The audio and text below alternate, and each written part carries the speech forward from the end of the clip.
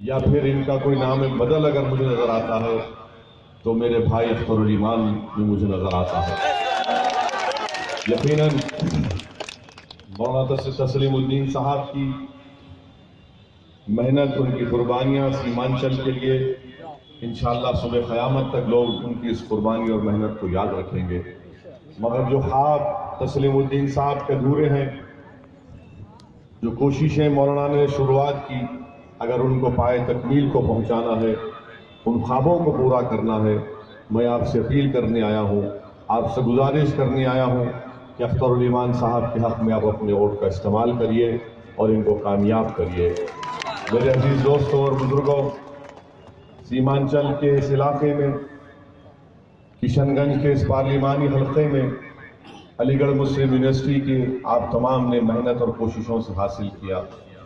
آج اور علی گڑھ مسلم یونیورسٹی کی زمین کٹتے جا رہی ہے، علی گڑھ مسلم یونیورسٹی ختم ہونے کے دہانے پر ہے۔ ہم آپ سے وعدہ کر رہے ہیں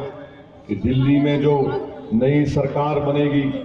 ایک نیا وزیر اعظم ہندوستان کو ملے گا جس کا تعلق بی جے پی سے ہرگز نہیں ہوگا انشاءاللہ تعالی۔ اس نئے حکومت اور اس نئے وزیر اعظم کے پاس میں اور اختر الایمان صاحب انشاءاللہ تعالی جا کر کشن گنج میں جو علی گڑھ مسلم یونیورسٹی کا کیمپس ہے، ہم لڑ کر انشاءاللہ تعالی اس کو مضبوط بنائیں گے، اس کے لیے پیسے مختص کرائیں گے تاکہ آپ کے اس سیمانچل اور کشن گنج کے پارلیمانی حلقے کے بچے جو گریجویشن کی ڈگری مکمل کرنے کے لیے ان کو 7 سال لگ جاتے ہیں، ہم انشاءاللہ تعالی آپ سے وعدہ کر رہے ہیں کہ آپ کے ووٹ سے کامیابی ملنے کے بعد آپ کا رکن پارلیمان اور میں خود اسد الدین اویسی نئی حکومت اور نئے وزیر اعظم کے پاس جا کر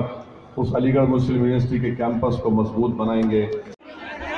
لہو کو لکھتا ہوں، لہو میں پانی نہیں لکھتا، محل کی رقاصہ کو میں رانی نہیں لکھتا،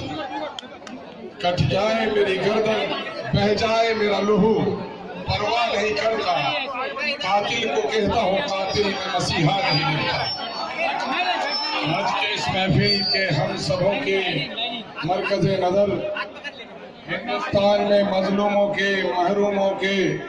بے بسوں کے اور لاچاروں کی واحد توانا زبان، ہندوستان میں حق و صداقت کی بے باک آواز، پارلیمنٹ میں شیر کی طرح دہارتی ہوئی آواز،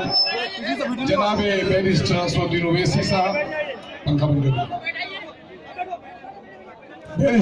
اب کی بار کا نظارہ بتا رہا ہے کہ گمراہی نہیں بلکہ ہم لوگوں نے سچائی کا راستہ اور اپنے ساتھ انصاف کا راستہ ہم اختیار کیا۔ میرے بھائی، میں الیکشن کے زمانے میں کہتا ہوں کہ بونے کا وقت ہے۔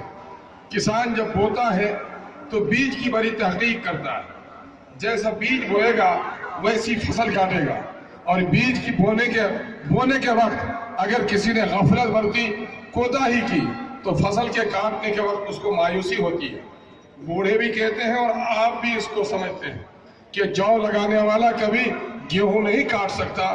نیم لگانے والا کبھی انگور نہیں پا سکتا۔ میرے بھائیوں، آج اس ملک میں ہمارے اور آپ کے لیے بڑے سنگین مسائل ہیں۔ جن مسائل کا تذکرہ ہم نے کیا،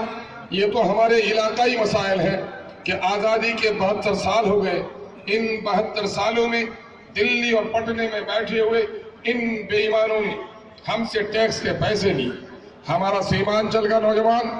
جو دلی میں جا کر کنکڑ اور پتھر توڑتا ہے، بمبئی میں آسمان چومتے ہوئے محلوں کی تعمیر کرتا ہے،